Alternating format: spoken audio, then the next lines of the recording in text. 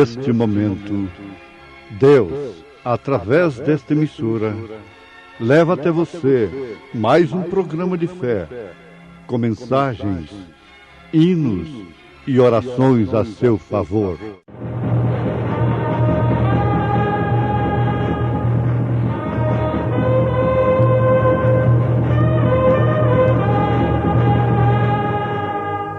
Fé para vencer.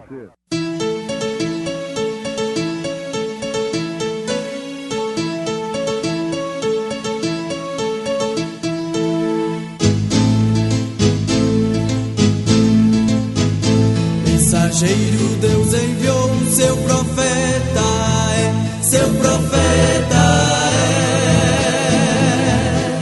é. Este som de alarido retumbando está, retumbando está.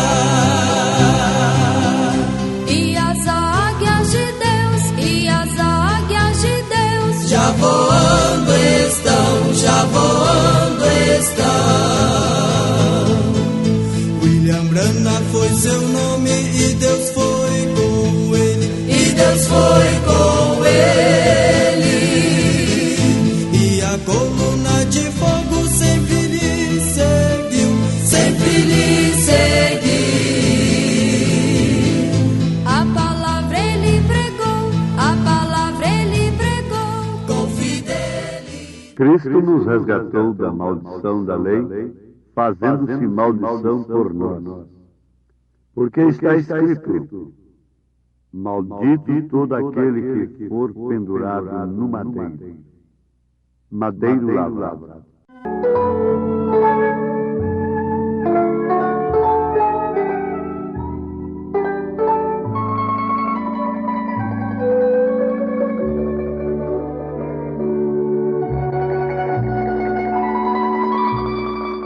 E é evidente que pela lei ninguém será justificado diante de Deus, porque o justo viverá da fé.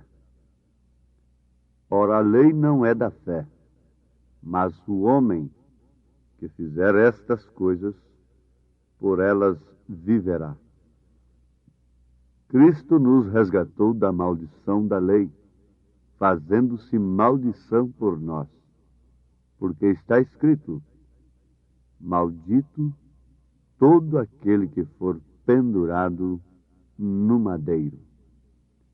Aos Gálatas, capítulo 3, versículo 11, 12 e 13.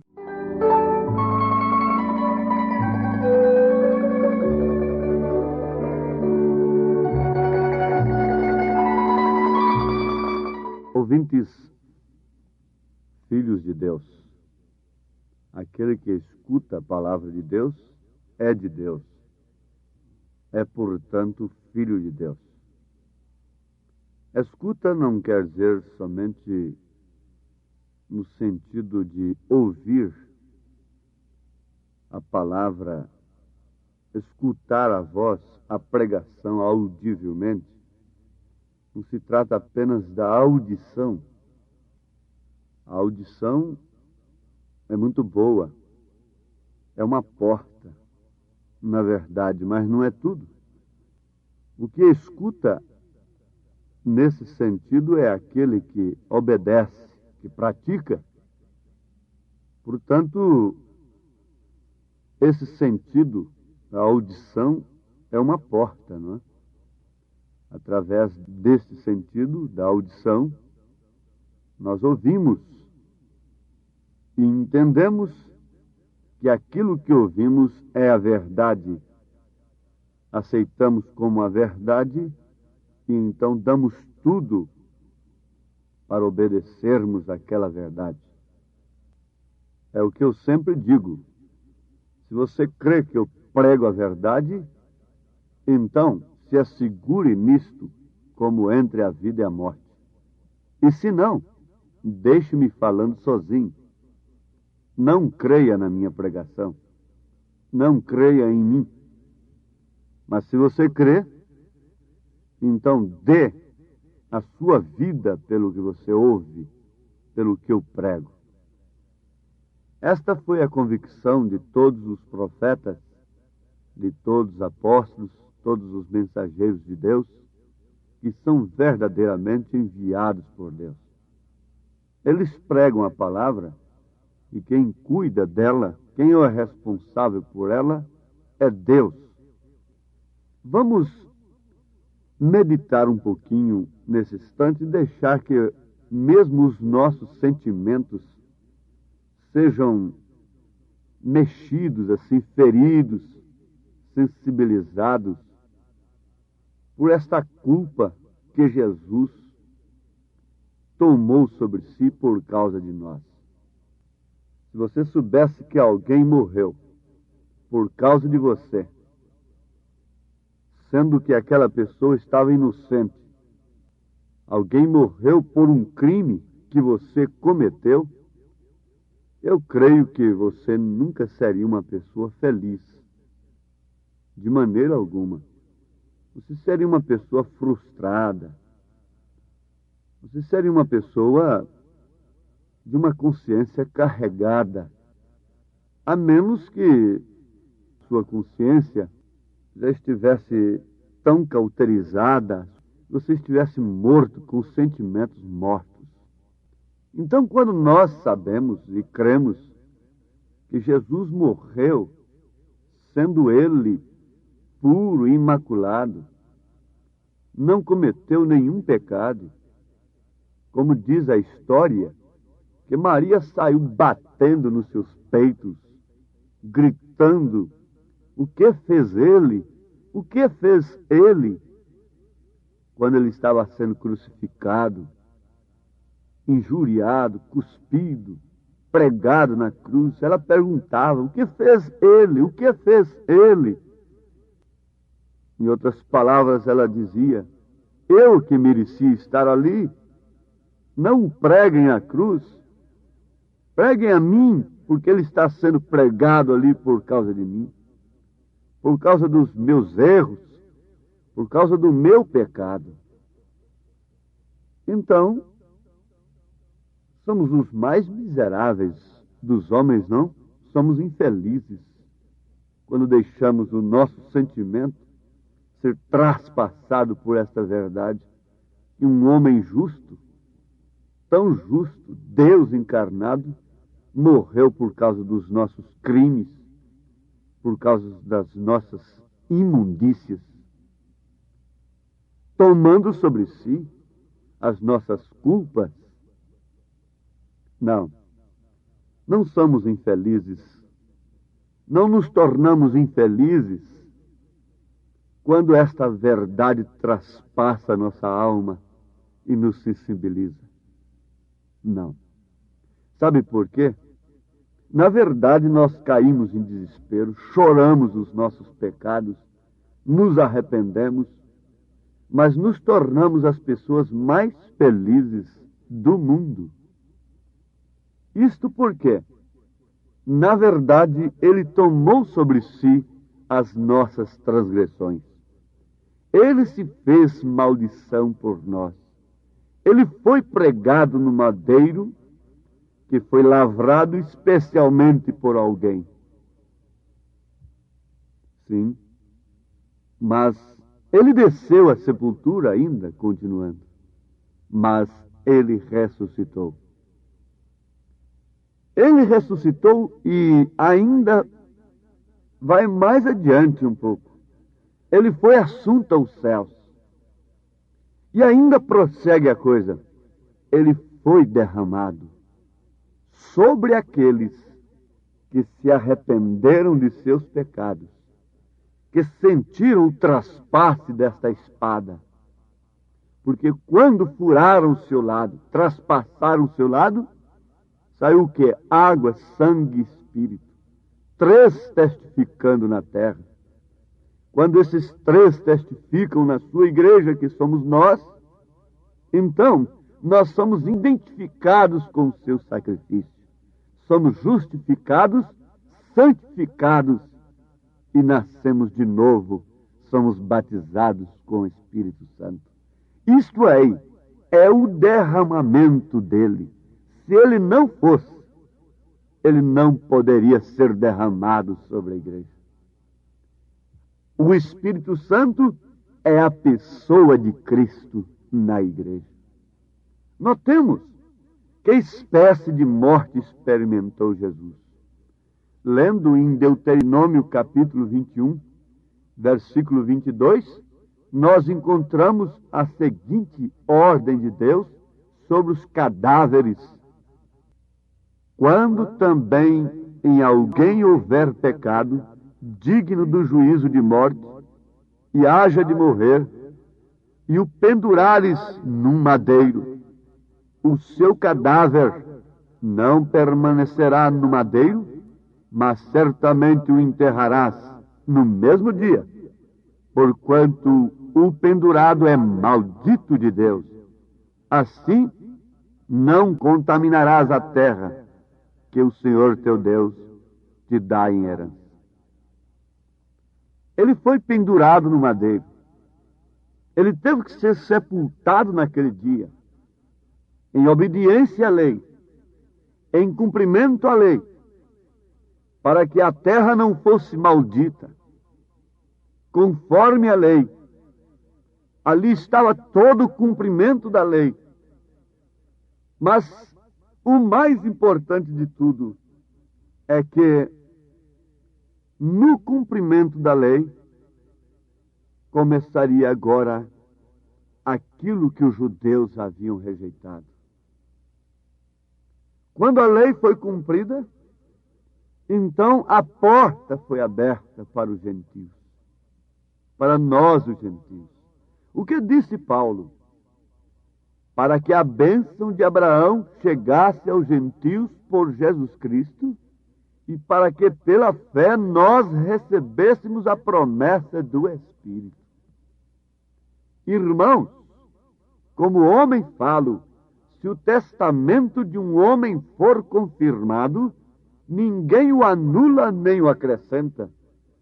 Ora, as promessas foram feitas a Abraão e à sua posteridade. Não diz, e às posteridades, como falando de muitas, mas como de uma só, e a tua posteridade, que é Cristo. No mesmo capítulo 3 da carta aos Gálatas, onde estamos lendo, versículo 29, Paulo afirma: e se sois de Cristo, então sois descendência de Abraão e herdeiros conforme a promessa. Como podemos nós, os gentios, todos aqueles que não são judeus, desprezarem esta graça como os judeus desprezaram naquele dia? Se eles desprezaram-na, crucificando-a e chamando juízo sobre si, chamando sangue sobre si e seus filhos, isto não ficou impune. Eles foram espalhados por toda a terra. Ninguém sabe explicar, a menos as pessoas que têm esta revelação, a gana de Hitler, de Eichmann e de outros contra os judeus. Eles próprios clamaram esta ira sobre si. Eles rejeitaram. Mas notemos, senhores gentios, meus compatriotas, povo de toda a terra, os céus e a terra são testemunhas disto que eu vos digo. A palavra tem sido crucificada novamente, desta feita pelos gentios.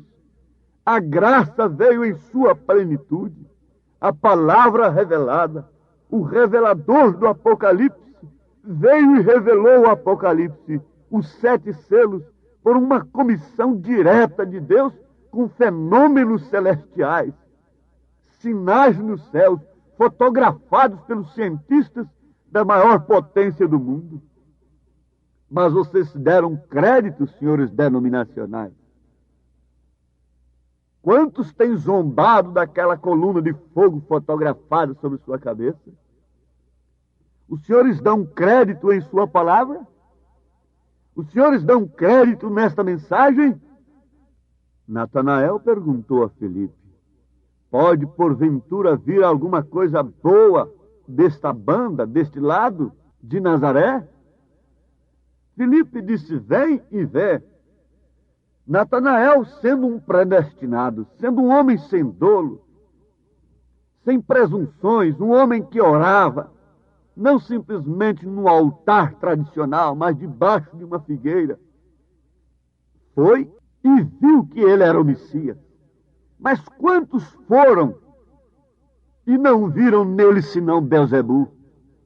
Quantos têm visto a mensagem como Natanael viu a Jesus? Mas quantos têm visto a mensagem, viram o ministério do Filho do Homem manifestado através de um profeta nesta era, e taxaram-no de Belzebu como taxaram a Jesus? Chamam-no de falso, simplesmente porque ela combate suas tradições, que não operam outra coisa senão morte, senão trevas espirituais, senão engano religioso, senão juízo sobre a terra. O juízo tem pairado sobre a terra. E ó terras, ó povos que esperam por progressos, que esperam por melhores dias, fiquem sabendo vocês que não virá sobre vós outra coisa senão maldição, senão tribulação, senão fomes e pestes e terremotos, inundações, secas, destruição de lares, crimes e roubos, e incompreensões entre os homens cada dia mais.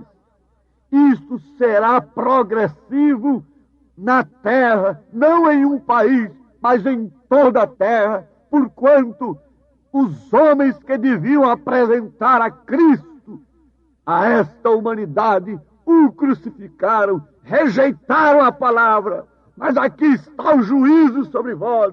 Assim diz o Senhor: vocês perecerão com seus credos, com seus dogmas, que é aquela mesma lança que traspassou o lado de Cristo. Isto é certo. Falo em nome do Deus vivo, e quando um homem fala em nome de Deus, ele responderá por aquilo em juízo. Não precisa ninguém se preocupar. Ele responderá em juízo. O que está escrito na Bíblia a respeito daqueles que rejeitam o enviado de Deus é terrível, é horrível. Eu não queria, não quero estar junto de vós nem um segundo na minha vida, porque será tormento, será irremediável. Vós que tendes a marca da besta em vossas mentes, tem vendido a vossa primogenitura por causa de um prato de lentilha. Fiquem sabendo, a mão de Deus está voltada contra vós. O vosso evangelho tem se tornado em um sal insípido e está pisado pelos homens. Ele está vinculado, ele não pode ser pregado sem as ordens humanas. Por isso vocês estão presos às ordens humanas. Isto é o cosmos, isto é a ordem social. E esse mundo, disse São Pedro, passará. Estas ordens passarão. Este é o mundo, é a terra que Pedro disse que passará. O mundo que agora existe, a terra que agora existe, está reservada como um tesouro para o fogo. Foi seu amor por mim, foi seu amor por nós, ó filhos de Deus, cuja palavra de Deus tem assento em seus corações. Foi o seu amor que o levou no madeiro, mas este amor é expressado neste século, trazendo à terra um profeta, levantando novamente os cegos, os mortos, pelo poder da ressurreição, abrindo os olhos dos cegos sem chantagem alguma, sem estarem comerciando a cura divina, vendendo cura. Sim, foi como ele foi aqui na terra, o Logos de Deus, dando de graça o que recebeu de graça. É o amor dele. É o amor dele que inunda o seu coração, filha do Senhor. É o seu amor que que testifica, é o Espírito que está testificando que você é filha de Abraão, embora tenha andado encurvada por muitos anos, mas está libertada. É o amor dele, ó filha, que agora quebra um coração, o vaso de alabastro nos seus pés, com lágrimas, com a vida vivida. É o amor dele que está se expressando em você. A rejeição deste amor quer dizer inferno, condenação eterna. Foi seu amor por mim que o conduziu a mim para sofrer assim em meu lugar. Foi o seu amor que nos enviou a mensagem do sétimo anjo, de Apocalipse capítulo 10, versículo 7, a qual foi crucificada pelos religiosos. Mas há sempre o grupinho amando, esperando o momento da ressurreição, esperando o momento de subir. Deus os abençoe, amados ouvintes, em nome de Jesus Cristo. Amém.